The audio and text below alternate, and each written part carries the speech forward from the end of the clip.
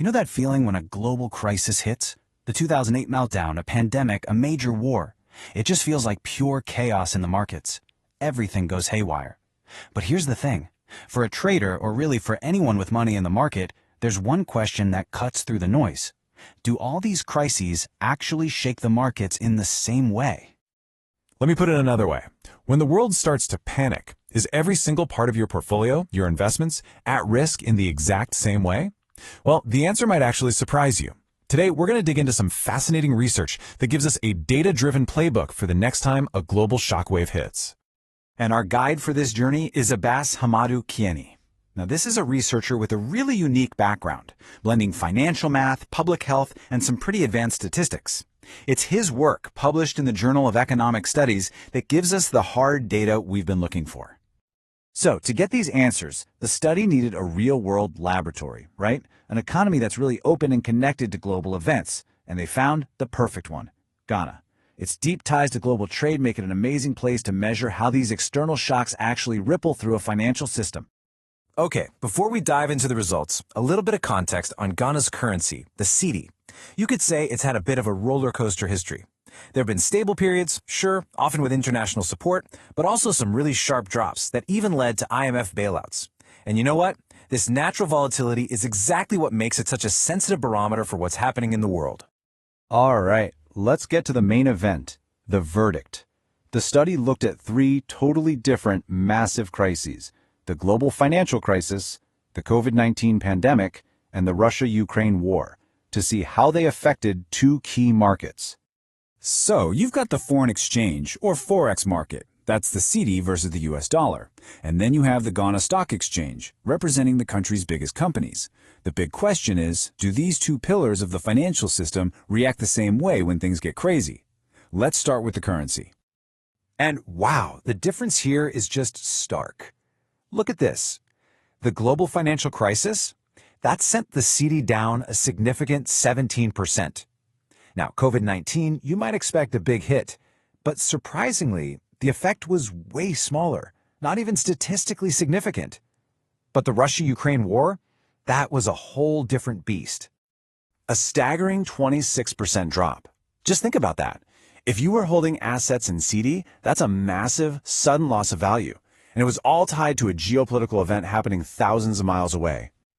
So the takeaway here is crystal clear. Ghana's currency market is incredibly sensitive to financial and geopolitical shocks, but a global health crisis on the currency, it barely made a dent. Okay, now let's switch gears and look at the stock market, because this is where the story completely flips on its head. The Russia-Ukraine war, a pretty minor, statistically insignificant dip. But the COVID-19 pandemic, well, that was a totally different story. It caused a huge 12% decline in the Ghana Stock Exchange. This was the crisis that absolutely hammered investor confidence, leading to people pulling their money out and massive losses in company valuations. And that gives us our second major finding. The stock market's biggest vulnerability is completely different from the Forex markets. It's way more sensitive to a health crisis, something that messes with supply chains, creates massive uncertainty, and hits the real day-to-day economy. This table just lays it all out perfectly. Look at the Forex column. He gets pounded by the financial crisis and the geopolitical war, minus 17 and minus 26%. Now slide over to the stock market column. The big painful hit is that minus 12% from COVID, while the other two crises had a much smaller effect. I mean, it's a perfect picture of two markets dancing to two completely different tunes. There's actually a fancy academic term for this: heterogeneous responses. But really, it's just a formal way of saying what we just proved with the data. Not all crises are created equal in the eyes of the market. And knowing that, well, that's incredibly powerful.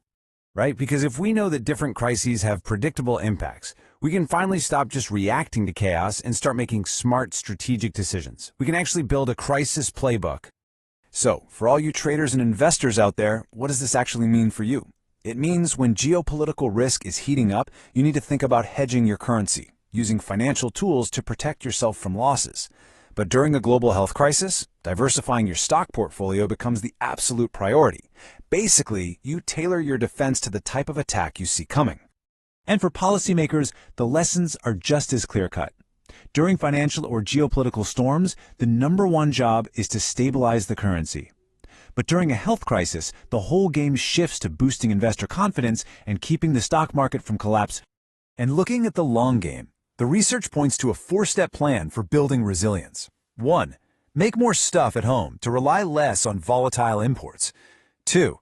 Build up your reserves so you can defend your currency when you need to. 3. Diversify the stock market so one bad sector doesn't sink the whole ship. And 4. Make investor protections stronger to keep confidence high, even when things get tough.